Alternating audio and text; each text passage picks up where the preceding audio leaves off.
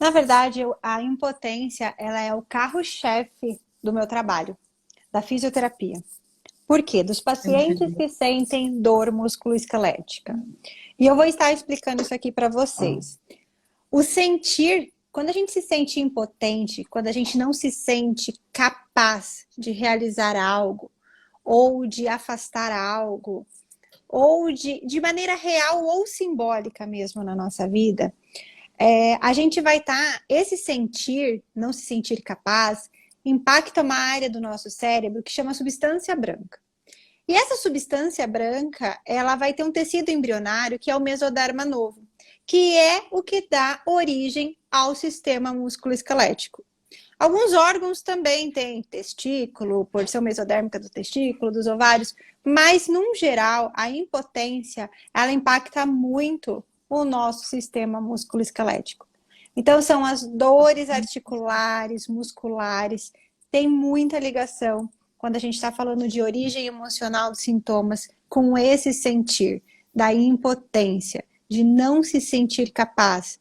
Associado à frustração, né? Porque normalmente as pessoas perguntam, Fer, mas toda vez que eu me sentir impotente, que eu não me sentir capaz de realizar alguma situação na minha vida, eu vou ter dor? E a resposta é não. Porque para que isso atinja realmente o seu corpo, quando a gente está falando, a gente tem que ter algumas características específicas para que isso aconteça. Então, esse evento ele tem que ser traumático para impactar o sistema musculoesquelético, ele precisa ser inesperado, isso é uma característica muito grande, tem que ser algo que, aquelas frustrações assim que a gente vai tendo de incapacidade, nem sempre vão gerar dor, a não ser que você esteja experimentando isso já como recidivas, eu sempre me sinto assim, então eu estou reativando. Mas sempre a gente tem que entender que em algum momento aconteceu um evento traumático, inesperado e vivido em solidão. E é nesse momento que a gente tem que chegar. Às vezes a gente não consegue da forma consciente chegar. E por isso que é legal a gente associar outros mecanismos para dar condições para a pessoa poder encontrar isso, conseguir às vezes ressignificar, olhar de uma maneira diferente para essa situação. Muitas vezes isso tudo já passou, já aconteceu, mas aquela marca que não foi trabalhada ficou ali. E o cérebro ele é muito inteligente. Ele quer sempre nos proteger e ele vai estar ali. Quando ele sentir uma ameaça, ele liga o sistema de alarme e vai te desenvolver sintomas daí de dor. Né? Então, a impotência ela gera muito isso, né? Se eu não me sinto capaz, pode ser de realizar um movimento real ou imaginário, eu não consigo afastar essas pessoas de perto de mim, isso já é mais simbólico. Mas o cérebro ele interpreta tudo da maneira pela qual você fala, pela qual você está se comunicando. Então, ele pode estar gerando sim as dores. Cada parte do corpo tem a sua temática mais específica. Então, dependendo da sua incapacidade que você sentiu, a falta de se sentir capaz, ela vai estar atingindo determinada área específica do seu corpo. Na verdade, a frustração ela seria uma raiz. A gente precisa identificar a emoção primária que impactou essa frustração. Eu me senti frustrada por quê? Porque eu tive medo? Eu me senti frustrada porque eu me senti abandonada? Eu me senti frustrada porque eu me senti desvalorizada? Eu me senti frustrada porque isso me colocou em risco de vida, a minha família?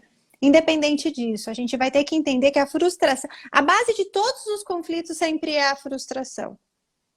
Em base de todos os sentidos, a pessoa vai se sentir frustrada. Mas a gente precisa identificar quem é a emoção primária. Aquele sentir que você não precisa do seu compartimento mental para agir. É apenas uma resposta automática. Igual quando você passa um susto, seu coração dispara e você nem pensa, ai, meu coração vai disparar. Isso é automático. Qual foi esse sentir? A gente tem mapas, né? Que a gente vai utilizando e é o sintoma que vai estar nos guiando. Então, aquele determinado sintoma que ele sente, por exemplo, eu estou com uma dor na minha mão. Então, eu já sei que a mão, a região articular, dos tendões, dos músculos, são do tecido mesoderma novo.